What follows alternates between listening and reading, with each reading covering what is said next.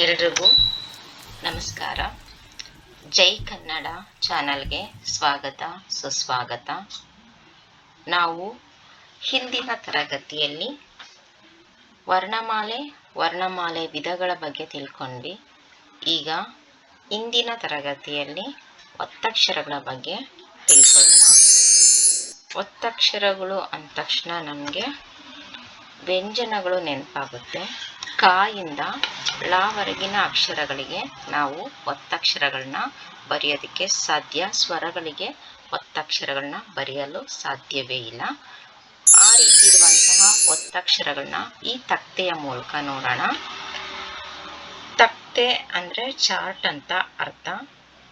ಈ ಚಾರ್ಟಲ್ಲಿ ನಿಮಗೆ ಒತ್ತಕ್ಷರಗಳು ಅಥವಾ ಸಂಯುಕ್ತಾಕ್ಷರಗಳು ಅಂದ್ರೂ ಒಂದೇ. ಅದನ್ನ ಹೇಗೆ ಉಚ್ಚಾರಣೆ ಮಾಡೋದು ಅನ್ನೋದು ಒಂದ್ಸಲ ನೋಡ್ಕೊಳ್ಳಿ.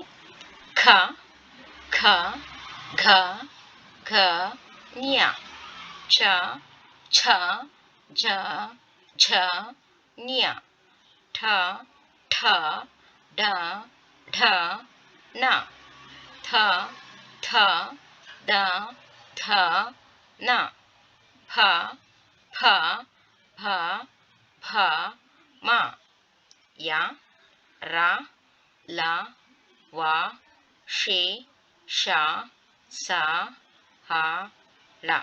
ಇಷ್ಟು ಒತ್ತಕ್ಷರಗಳು ನಮ್ಮಲ್ಲಿವೆ. ಅಂದರೆ ಟೋಟಲ್ ಆಗಿ 34 ಒತ್ತಕ್ಷರಗಳಿವೆ. ಹೆಚ್ಚಿನ ಮಾಹಿತಿಗಾಗಿ ಇದನ್ನ ಯಾವ ರೀತಿ ವಿಂಗಡಣೆ ಮಾಡಿದ್ದಾರೆ, ತಲಕಟ್ಟು ಇರುವ ಒತ್ತಕ್ಷರ ಯಾವುದು, ತಲಕಟ್ಟು ಇಲ್ಲದೆ ಇರೋ ಒತ್ತಕ್ಷರ ಯಾವುದು, ಅಥವಾ ವಿಭಿನ್ನ ರೀತಿಯ ಇರುವ ಒತ್ತಕ್ಷರಗಳು ಯಾವುದು ಅಂತ ನಾವು ಈಗ ನೋಡೋಣ. ಈ ತಕ್ತೆಯ ಮೂಲಕ ನೀವು ನೋಡೋದಾದ್ರೆ ಸಂಯುಕ್ತಾಕ್ಷರ ಅಂದ್ರೂ ಒಂದೇ, ಒತ್ತಕ್ಷರ ಅಂದ್ರೂ ಒಂದೇ, ಒತ್ತಕ್ಕರ ಅಂದ್ರೂ ಒಂದೇ. ಕ ಇಂದ ಳವರೆಗಿನ ಒತ್ತಕ್ಷರಗಳಿದ್ದಾವೆ. ಮೊದಲನೇ ಗುಂಪಲ್ಲಿ ಕೆಲವು ಒತ್ತಕ್ಷರಗಳು ಮೂಲ ವ್ಯಂಜನಗಳನ್ನು ಹೋಲುತ್ತವೆ. ಅಂದ್ರೆ ಮೇಲೆ ವ್ಯಂಜನ ಹೇಗಿದೆ ಅದೇ ರೀತಿ ಒತ್ತಕ್ಷರನು ಸಹ ಅದೇ ರೀತಿ ಕಾಣುತ್ತೆ. ಅಂತಹ ಅಕ್ಷರಗಳನ್ನ ನಾವು ಮೂಲ ವ್ಯಂಜನಗಳನ್ನು ಹೋಲುವ ಒತ್ತಕ್ಷರಗಳು ಅಂತ ಒಂದು ಗುಂಪಲ್ಲಿ ಕರಿತೀವಿ. ಅವು ಎಷ್ಟಿದಾವೆ ಅಂದ್ರೆ 8 ಮೂಲ ವ್ಯಂಜನಾಕ್ಷರಗಳನ್ನು ಹೋಲುವ ಒತ್ತಕ್ಷರಗಳಿದಾವೆ.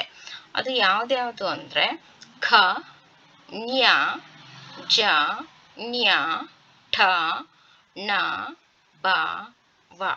ಈ 8 ಒತ್ತಕ್ಷರಗಳು ಸಹ ಮೂಲ ವ್ಯಂಜನಗಳನ್ನು ಹೋಲುವ ಒತ್ತಕ್ಷರಗಳಾಗಿವೆ.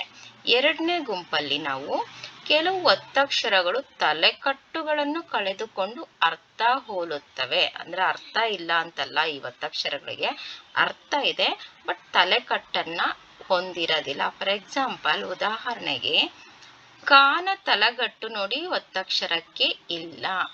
ಖ ಗ ಘ ಚ ಝ ಛ ಠ ಡ ಢ ಥ ಧ ಥ ಪ ಫ ಭ ಶ ಸ ಹ ಳ ಕ್ಷ. ಓಕೆ, ಇಷ್ಟು ಅಕ್ಷರಗಳಿಗೆ ನಾವು ತಲೆಕಟ್ಟುಗಳನ್ನು ಕಳೆದುಕೊಂಡಂತಹ ಒತ್ತಕ್ಷರಗಳು ಅಂತ ಹೇಳ್ಬೋದು. ಇದು ಶ, ಎರಡನೇ ಶ, ಕ್ಷ ಅಲ್ಲ, ಎರಡನೇ ಶ. ಓಕೆ, ಹಾಗೇನೆ ಕೆಲವು ಒತ್ತಕ್ಷರಗಳು ಸಂಪೂರ್ಣವಾಗಿ ವಿಭಿನ್ನ ರೀತಿಯಾಗಿರುತ್ತವೆ. ಇವು ಮೂಲ ವ್ಯಂಜನಗಳನ್ನು ಹೋಲುವುದಿಲ್ಲ. ಅಂದ್ರೆ ಆ ಒತ್ತಕ್ಷರಕ್ಕೂ ಆ ಮೂಲ ಇರುವ ವ್ಯಂಜನಕ್ಕೂ ತುಂಬಾ ವ್ಯತ್ಯಾಸವನ್ನ ನಾವು ಕಾಣ್ಬೋದು. ಅಂದ್ರೆ ಒಂದಕ್ಕೊಂದು ಹೋಲಿಕೆನೇ ಇಲ್ಲ, ವ್ಯಂಜನಕ್ಕೂ ಒತ್ತಕ್ಷರಕ್ಕೂ ಹೋಲಿಕೆಗಳೇ ಇಲ್ಲ. ಅಂತಹ ವಿಭಿನ್ನ ರೀತಿಯ ಒತ್ತಕ್ಷರಗಳು 6 ಒತ್ತಕ್ಷರಗಳಿದಾವೆ. ಯಾವ್ದ್ಯಾವುದು ಅಂದ್ರೆ ಥ ನ ಮ ಯ ರ ಲ. ಈ ರೀತಿ ವಿಭಿನ್ನವಾಗಿರುವ 6 ಒತ್ತಕ್ಷರಗಳನ್ನು ಸಹ ನಾವು ಒತ್ತಕ್ಷರಗಳಲ್ಲಿ ನೋಡಬಹುದು.